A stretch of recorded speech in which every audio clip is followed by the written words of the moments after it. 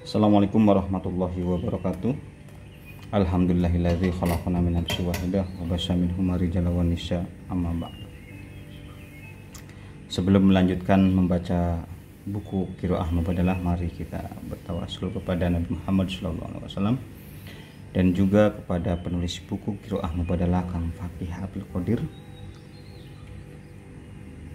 Shallahumul Fatihah. A'udzubillahi minasyaitonir rajim. Bismillahirrahmanirrahim. Alhamdulillahirabbil alamin arrahmanirrahim. Iyyaka na'budu wa iyyaka nasta'in. Ihdinas siratal mustaqim. Shiratal ladzina an'amta 'alaihim ghairil maghdubi 'alaihim waladdallin. Amin. Amin. Terima kasih yang sudah mensubscribe video channel Indonesia. Sekali lagi terima kasih dan silakan untuk membagikan video saya, dan semoga banyak yang menyukai dan semoga bermanfaat. Melanjutkan di bab 3, skema teks-teks mubadalah. Pencakupan suatu teks terhadap kedua jenis kelamin sebagai gagasan mubadalah ada yang eksplisit, mantuk, dan ada yang implisit, mafhum. Teks yang gagasan mubadalahnya sudah eksplisit dalam teks tentu saja tidak memerlukan kerja interpretasi mubadalah, tetapi justru menjadi prinsip kerja interpretasi bagi yang implisit. Teks-teks yang gagasan mubadalahnya masih implisit itu terbagi dua. Ada yang sudah ditafsirkan oleh ulama klasik melalui kaidah taglib az-zukur ala inas, atau struktur kalimat laki-laki harus memasukkan jenis kelamin perempuan. Dan ada yang masih belum terdapat gagasan mubadalah, sehingga perlu dilakukan kerja-kerja interpretasi yang memasukkan jenis kelamin yang tidak disebut secara eksplisit dalam teks. Artinya, teks-teks implisit mubadalah ada yang sudah taglib jenis kelamin perempuan masuk di struktur laki-laki, dan ada yang belum. Struktur laki-laki masih eksklusif untuk laki-laki, dan struktur perempuan masih eksklusif untuk perempuan. Tetapi implisit mubadalah jenis kedua tersebut belum banyak dibahas dalam kitab-kitab klasik. Untuk lebih mudahnya, kerja-kerja interpretasi pada teks implisit mubadalah jenis kedua disebut tabdil atau mengganti. Mengimbangi kerja jenis pertama dari teks implisit mubadalah yang sudah sering disebut sebagai metode taglib. Sebenarnya merujuk pada akar bahasa yang sudah disebut di awal tulisan. Lebih tepatnya istilah adalah tabadul, bukan tabdil. Tetapi untuk memudahkan pemaknaan dan mengimbangi terminologi yang sudah ada, maka kata tabdil lebih dipilih, yang artinya mengganti subjek dari yang laki-laki menjadi perempuan dan yang perempuan menjadi laki-laki. Proses pergantian ini bisa disebut tabdil. Panjangnya adalah tabdilu bil inas, mengganti dengan perempuan untuk teks-teks struktur laki-laki, dan tabdil bil dhukur mengganti dengan laki-laki untuk teks-teks struktur perempuan. Teks-teks yang eksplisit mubadalah mantuk itu tersendiri dari 3 jenis. Pertama adalah teks-teks yang menyebut secara eksplisit laki-laki dan perempuan, yang sekaligus berbicara mengenai kemitraan dan kerjasama antara keduanya. Adapun yang paling kuat adalah surat At-Taubah ayat 71 yang menegaskan mukmin laki-laki dan perempuan satu sama lain adalah penolong bagi penumpang untuk kerja-kerja amal ma'ruf dan nahi mungkar, mendirikan sholat, menunaikan zakat, dan segala kerja ketaatan kepada Allah Subhanahu wa Ta'ala. Dan ajaran Nabi Muhammad SAW. Begitu juga teks eksplisit mengenai laki-laki dan perempuan yang bersatu dan bersama dalam hal kerja-kerja kebaikan, hijrah dan jihad perang. Surat Al-Imran ayat 195. Teks-teks lain yang eksplisit dan jenis kelamin ini khusus dalam relasi pasutri adalah ayat-ayat pilar pernikahan. Al-Baqarah ayat 187 dan 233. Surat An-Nisa ayat 19 dan surat Ar-Rum ayat 21. Ada juga teks-teks hadis seperti yang diriwayatkan oleh Abu Dawud, Sunan Abu Dawud nomor 236 dan 4923. At-Tirmidzi, Sunan At-Tirmidzi nomor 163, dan Ahmad, Musnad Ahmad nomor 26836 dan 27916. Teks-teks ini bisa disebut teks yang tasrih jinnas wal masarokah, eksplisit untuk dua jenis kelamin dan kemitraan. Kedua adalah teks-teks yang menyebut perempuan dan laki-laki secara eksplisit, tetapi tidak berbicara mengenai kesalingan dan kerjasama secara langsung antara mereka. Penyebutan ini menegaskan bahwa kedua jenis kelamin tersebut menjadi subjek dan teks, dan karena itu seharusnya kedua jenis kelamin sebagai subjek yang setara. Penetapan perempuan dan laki-laki sebagai subjek teks adalah salah satu dari prinsip dalam mubadalah. Teks-teks ini bisa disebut teks yang eksplisit untuk kedua jenis kelamin tetapi tidak eksplisit dalam hal kemitraan keduanya. Jenis kelamin eksplisit mubadalah ini terbagi menjadi dua. Bagian pertama adalah yang eksplisit menyebut laki-laki dan perempuan. Bagian ini bisa disebut tadkir jinsai. Misalnya ayat-ayat tentang keimanan dan kerja kebaikan dari laki-laki dan perempuan akan dicatat dan diapresiasi Allah Subhanahu wa taala. Surat An-Nisa 124, surat An-Nahl ayat 97, surat Al-Mu'min ayat 40, dan ayat-ayat mengenai kepatuhan surat Al-Ahzab 36, cobaan keimanan surat Al-Ahzab ayat 58, dan Al-Buruj ayat 10. Dan zina surat Al-Maidah ayat 38 sampai 39, dan An-Nur surat An-Nur ayat 2 sampai 3. Teks-teks jenis kedua ini secara eksplisit menegaskan perempuan dan laki-laki sebagai subjek dalam teks. Bagian kedua adalah kata-kata yang secara generik berarti umum yang secara bahasa mudah mencakup dua jenis kelamin, laki-laki dan perempuan. Bagian ini disebut taknim al-jinsai, seperti kata manusia yang dalam bahasa Al-Qur'an diungkap dengan kata an-nas, al-ins, al-insan, dan al-bashar. Semua kata ini dianggap netral gender dan mencakup jenis kelamin laki-laki dan perempuan. Sekalipun ketika dibentuk kalimat ia menggunakan kata kerja, kata ganti, dan kata sambung laki-laki. Kata anas disebutkan dalam Al-Quran sebanyak 240 kali tentang karakter dan kerja-kerja manusia yang mencakup isu-isu besar keimanan, amal soleh, baik ritual maupun sosial.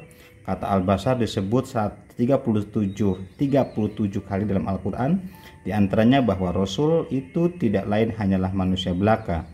Surat Asy-Syura ayat 51, dan kata al-ins disebut 18 kali. Di antaranya mengenai tantangan kepada manusia untuk menembus angkasa dengan kekuatan pengetahuan dan teknologi. Surat Ar-Rahman ayat 33. Sementara kata al-insan disebut Al-Quran sebanyak 65 kali, diantaranya adalah mengenai manusia sebagai ciptaan terbaik. Surat Atin ayat 4, tercipta dari unsur tanah. Surat Al-Mu'minun ayat 12. Lalu dari konsepsi sperma dan ovum surat Al-Alaq ayat 2, memperoleh pengetahuan dari Allah Subhanahu wa taala. Surat Ar-Rahman ayat 3 dan surat Al-Alaq ayat 4. Demikian karakter kepribadian yang lemah. Memiliki karakter kepribadian yang lemah. Surat An-Nisa ayat 12 sudah mudah putus asa. Surat Al-Hud ayat 9 dan surat Al-Ma'arij ayat 19 sering terburu-buru. Surat Al-Isra ayat 11 mudah berdebat. Surat Al-Kahfi ayat 54 dan mudah kupur nikmat. Surat Al-Hajj ayat 66. Kata al-insan juga disebut mengenai karakter manusia yang dianggap sangat memahami dirinya. Surat Al-Qiyamah ayat 14 dituntut untuk banyak belajar tentang penciptaan dirinya. Surat At-Tariq ayat 5 dan untuk waspada dengan makanan dan asupan dalam tubuh.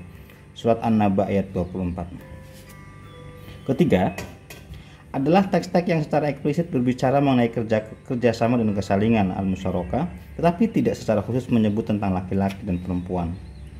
Seperti ayat tentang tolong-menolong surat Al-Maidah ayat 2, saling meminta surat An-Nisa ayat 1, dan saling mengenal satu sama lain surat Al-Hujurat ayat 13. Juga teks-teks hadis tentang pentingnya saling mencintai Sahih Bukhari nomor 13, Sunan At-Tirmidzi nomor 2705, Sunan An-Nasa'i nomor 5034, Sunan Ibnu Majah nomor 69 dan Musnad Ahmad nomor 14083. Saling tolong-menolong Sahih Bukhari nomor 7024, Sunan Abu Dawud dan nomor 4948, Sunan At-Tirmidzi nomor 1491, Sunan Ibnu Majah nomor 230 dan Musnad Ahmad nomor 7545. Serta tidak saling menzalimi dan berbuat buruk satu sama lain. Sahih Muslim nomor 6706 dan 6737, Musnad Ahmad nomor 7842. Juga diriwayatkan dengan redaksi berbeda dalam Sahih Bukhari, Sunan Abu Dawud dan Sunan At-Tirmidzi.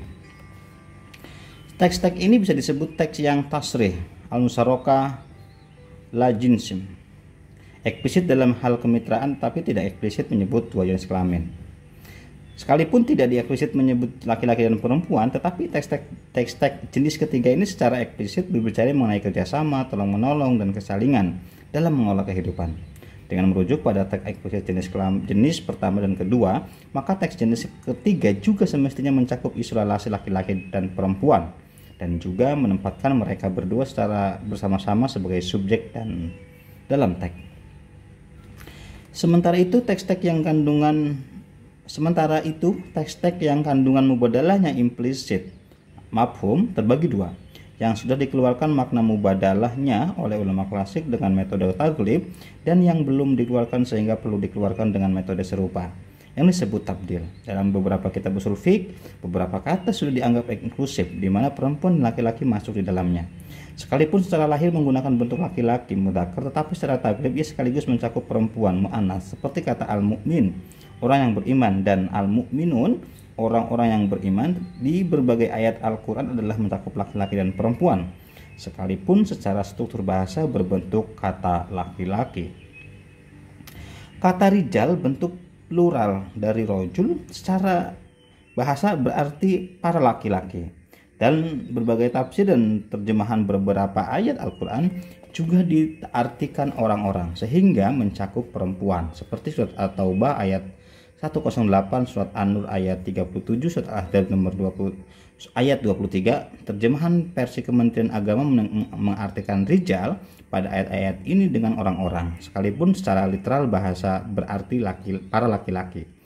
Begitupun kata rojul di berbagai teks hadis, sekalipun artinya adalah seorang laki-laki, tetapi maknanya tetap menyasar pada perempuan. Seperti hadis mengenai keimanan seorang orang sebelum Nabi Muhammad SAW, Sahih Bukhari nomor 3084, dan mengenai 7 laki-laki rojul yang akan memperoleh naungan Allah Subhanahu wa Ta'ala kelak di hari kiamat. Sahih Bukhari. Berikut adalah teks-teks implisit mubadalah yang strukturnya laki-laki dan memerlukan proses pengeluaran makna agar juga menyapa perempuan, tabdil bil inas, yang strukturnya menyapa perempuan lalu diproses agar juga menyapa laki-laki, tabdil bil dzukul. Teks-teks yang perlu tabdil bil inas antara lain seperti teks-teks mengenai bekerja mencari rizki, surat Al-Jumu'ah ayat 10, berjalan di muka bumi untuk belajar dan mencari pengetahuan, surat Ali Imran ayat 137, surat An-Nahl 36, dan surat Al-Ankabut nomor 20, memberi nafkah dan sedekah dari hasil kerja dan harta yang dimiliki, Al-Baqarah 267, surat At-Talaq ayat 7, serta teks-teks yang meminta untuk kerja-kerja amal ma'ruf nahi mungkar dan menempati posisi-posisi sosial tertentu untuk mengedukasi masyarakat, surat Ali Imran ayat 104 dan surat At-Taubah 122. Dalam proses mubadalah yang diperlukan adalah penegasan bahwa perempuan juga menjadi subjek yang sama sebagaimana laki-laki untuk mencari ilmu, bekerja, mencari dan memberi nafkah, memberi sedekah, serta semua jenis kerja sosial, politik, dan ekonomi, pendidikan, pemberdayaan, dan fasilitas untuk mengarah pada kerja-kerja tersebut juga harus disediakan bagi perempuan sebagaimana disediakan bagi laki-laki.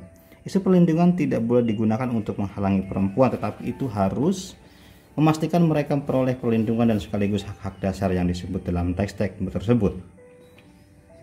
Teks-teks yang perlu tabdil bil dzukur yang awalnya untuk perempuan tetapi diproses agar juga mencakup laki-laki seperti ayat dan hadis mengenai fitnah perempuan, surat Al-Imran ayat 14 dan Sahih Bukhari nomor 5154. Hadis mengenai perempuan kurang akal dan kurang agama, Sahih Bukhari nomor 305. Hadis mengenai pujian Nabi Muhammad SAW terhadap seorang perempuan yang bertanggung jawab dan mengurus dua putrinya, Sahih Bukhari nomor 6061, dan hadis mengenai kriteria istri solehah, Sunan Abu Dawud nomor 1666. Jika ayat nusyuz pertama surat An-Nisa ayat 34 yang secara literal berlaku bagi perempuan yang membangkang bisa berlaku bagi laki-laki, tabdil bil dzukur, maka ayat nusyuz kedua surat An-Nisa 128 yang secara literal berlaku bagi laki-laki yang membangkang juga bisa berlaku bagi perempuan, tabdil bil muannas, sehingga kedua teks tersebut sesungguhnya bisa berlaku bagi kedua belah pihak secara bolak-balik. Secara umum, teks-teks tabdil jenis kedua yang menyapa perempuan biasanya mengenai hal-hal domestik, pelayanan rumah tangga dan keluarga. Dalam pembacaan mubadalah, teks-teks ini bukan sedang menempatkan perempuan pada wilayah domestik dan tidak juga melarang mereka dari keterlibatan pada wilayah publik.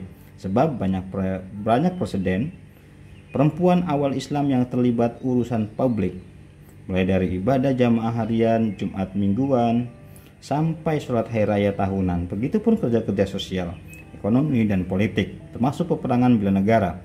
Teks-teks domestik ini justru sedang mengapresiasi kerja-kerja di wilayah yang masih dipandang secara rendah oleh banyak pihak.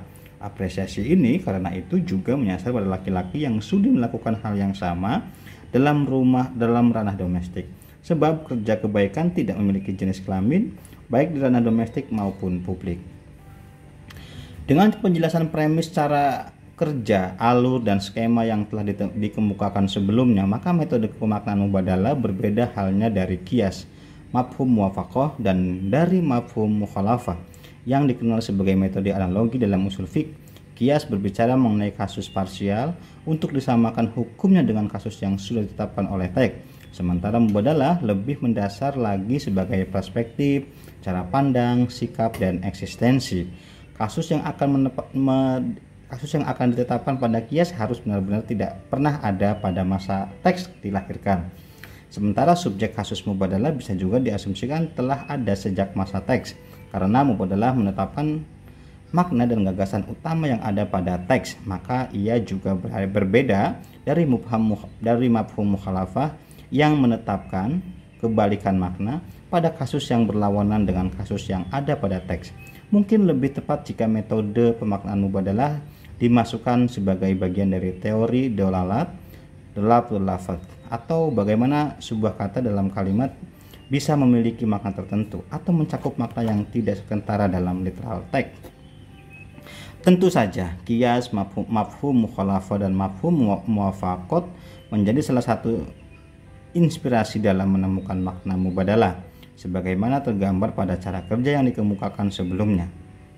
Kerja-kerja sama metode ini